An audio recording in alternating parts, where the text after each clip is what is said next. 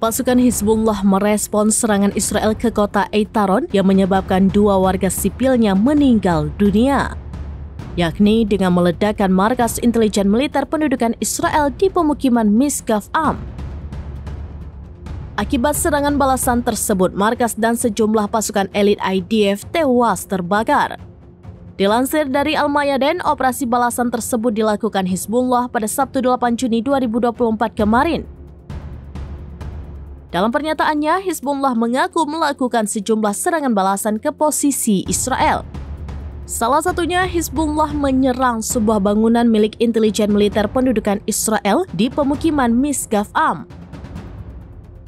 Tanpa peringatan, peledak Hizbullah itu langsung menghantam markas intelijen Israel. Akibatnya, markas intelijen Israel itu hancur dan terbakar.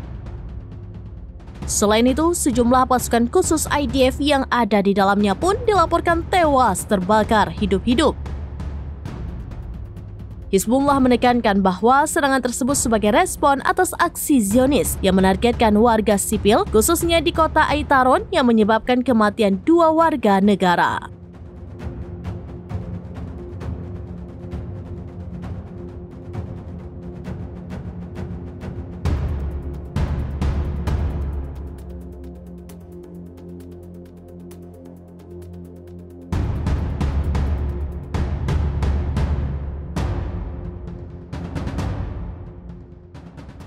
Download Tribun X sekarang, menghadirkan lokal menjadi Indonesia.